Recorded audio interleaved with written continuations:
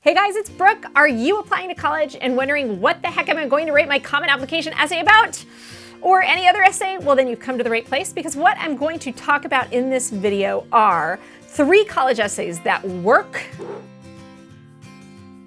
whether it's for your common application or some other essay topic. I'm going to go over 3 topic areas that I find can be really effective when you're writing your college application essays. Before we get into things, I want to remind all of you to subscribe to our channel by clicking below and head to our website, SupertutorTV.com, where we have an awesome ACT prep series if you're prepping for the ACT. Remember, test scores are a part of the equation too with college admissions, so go check that out. And the other thing I want to encourage you to do is subscribe to our mailing list. That's at SupertutorTV.com/subscribe. And we will keep you up to date on everything awesome that's going on here at Super Tutor TV. Okay, so some of you might be wondering, who is this lady and why should I listen to her about what I should write on my college essay?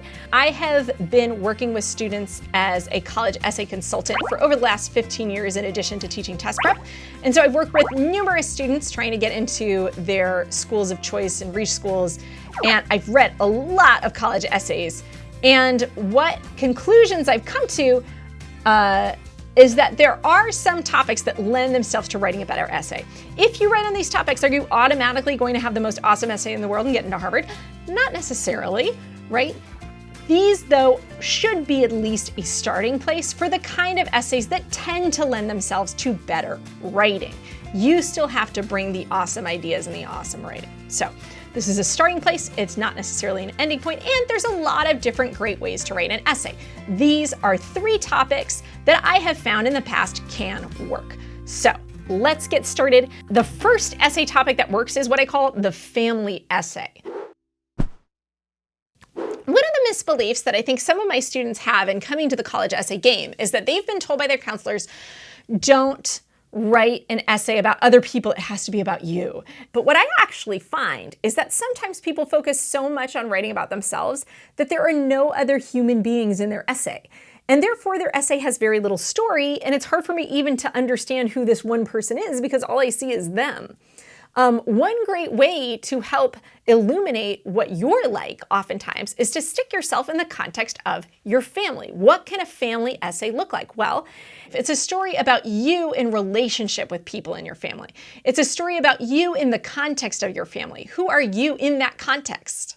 Not who are you, just who are you, but who are you in that context? I find that family is a really awesome topic because one of the struggles that I see many students confronting when they sit down to write their college essays is that they have trouble sharing about themselves and they have trouble just being real. Oftentimes their essays seem trite, they seem superficial, they seem to be answers to questions that they think are what colleges want to hear, rather than just straight up, down to earth sharing of this is who I am, this is what I care about, and this is a little bit more about me, right? One of the best essays that I've seen on family, I was working with a student who went to a public school in Los Angeles, and her dad owned a restaurant, and her parents were immigrants, and they were really working to try to give their kids a better life than they had. And her story about her dad, it was this portrait of you felt like you were in the minivan riding along with them on the way to school, and you felt like you were sitting at their Sunday dinner table as her dad cracked bad jokes and she reacted. You understood what motivated this girl and what drove her and what inspired her to try to find a better life than her parents maybe knew. And it was the kind of thing that tugged at your heart and that it had emotion in it and that it really connected. That's your goal. You want to create emotion. You want to connect with your reader. The essay is the one place you can make an emotional appeal in your college application. Everywhere else, you're making a logical appeal. Your test scores, your grades, your GPA, your activities roster, all of that is a logical appeal. But here you're making an emotional one. You want to connect with the people who are reading your essay. So what I find is when you talk about family, you're able to share the real you much more easily than other topics oftentimes. The next essay that I'm going to talk about is what I call the humble brag essay. So the humble brag essay essentially does 2 things. On the one hand, it is a vehicle for you to share what you've accomplished and to share with colleges, look at me, I'm awesome. But at the same time, it's a vehicle for you to be down to earth and relatable and appeal to the reader to say, hey, I'm not a total snob, right? I'm a human being. I'm likable. I'm down to earth. I'm not perfect. I'm human. And I'm not afraid to be honest about who I am. And it's that balance between the two that can make a really powerful essay. So what does an essay that's a humble brag look like? Well, I'm going to get into some real world examples of students I've had, and sort of in general terms, I'm going to go through what they wrote about. I'm not going to get too specific because I don't want to give away who my students are and I want to protect their privacy. So once I had a student who was a world-class musician in a traditional musical form that was traditional to his indigenous culture, right? And he recognized that his friends did not understand this weird, crazy musical thing that he was doing at all. And at the same time, his story was this push and pull between this idea that he was doing something that was totally uncool and nobody in his culture in America understood. But at the same time, he was literally a world-class musician and he was meeting with like the best of the best in this particular realm. And so we had this push and pull. It was a really awesome and interesting essay that helped get him into a top 5 school. Another essay example I can give you is I have a student who wrote about how he won his student council election.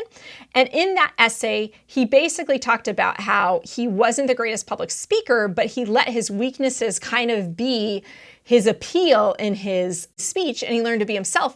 And in being himself, he admitted all of his faults. And so what he did in his speech for student council is he talked about what his strengths were, but then at the same time, he coupled them with sort of humorous, self-deprecating faults.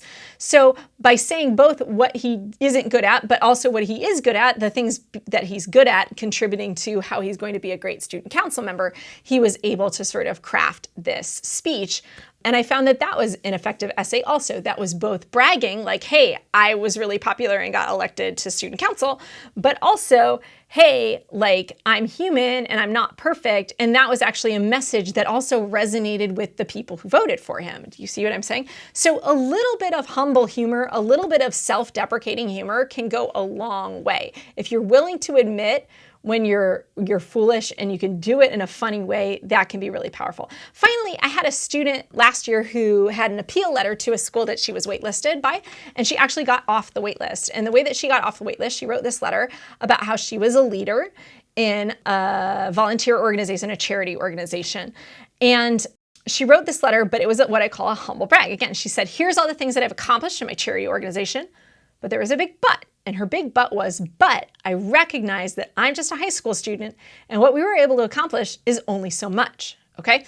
So the idea in this case of the humble brag was recognizing that you are in high school, okay? You may have done something that you think is really impressive, but put it in a little bit of perspective. Acknowledge the fact that you're just in high school and you only accomplished this much, but then come back and say, but I want to accomplish this much. And your university is how I'm going to do that.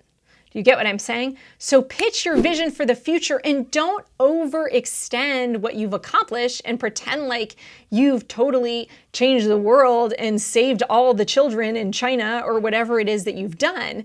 Instead, come in with a humble brag. I created this initiative, I did this really cool thing, but I know it's only this much of the puzzle and I know we need to do more and I want to know how to do more. That's the humble brag. The humble brag recognizes that you are human, but you're trying to be awesome as opposed to I'm so awesome. You don't have to pretend like you're perfect. And if you do, it actually isn't going to work in your favor. By admitting your own humanity, admitting your own faults, you're going to be able to create a humble brag essay that shows you in a likable light, but also as someone who's accomplished some things that are worth mentioning. Okay, finally, my last college essay that works is what I call the personal universal essay. So this essay is usually like what I would call an epiphany essay. So that is an essay in which you take a personal story in your life and you show how that personal story reveals a universal truth, okay? Your story becomes a metaphor for your personal epiphany, understanding some element of this is how the world works.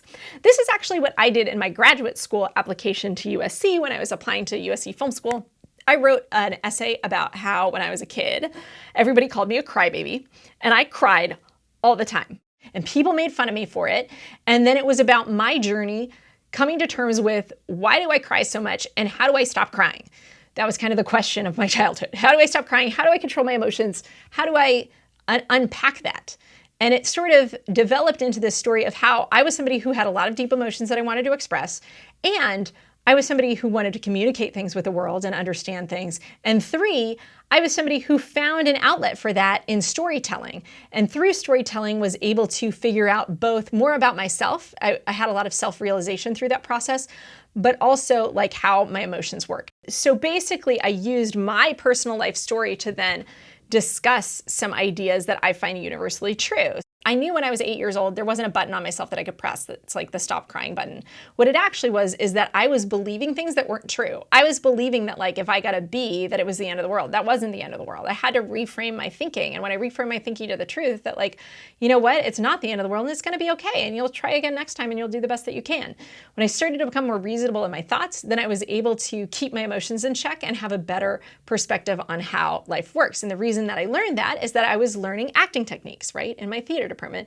And by learning those acting techniques, I was figuring out, how do I control my emotions? Well, emotions are controlled through what we believe. And so if we, soak our minds in certain beliefs, that's going to affect what feelings come out. And so through storytelling, I created a better, or I gained a better understanding of how my life worked and those universal truths. That's an example of how do I write a personal universal epiphany kind of essay. You can also use your story as a metaphor for what I call like a wider idea.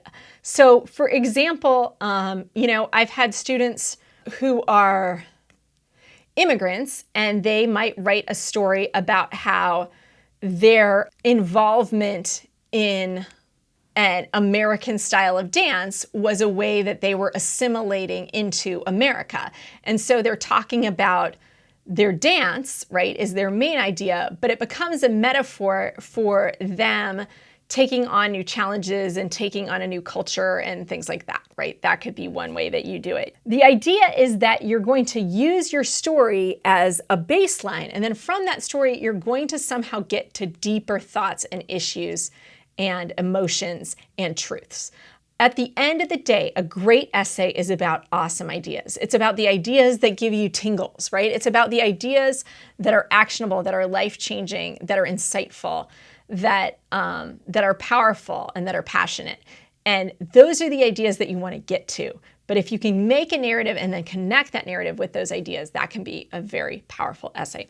I hope you guys like this video. If so, please give it a thumbs up. Subscribe to our YouTube channel if you haven't already, and check out all our other videos. We have several more on college stuff. And head to SupertutorTV.com and check out all our blogs and awesome things that we have to offer. And I will see you guys next time. Thanks so much. Bye-bye.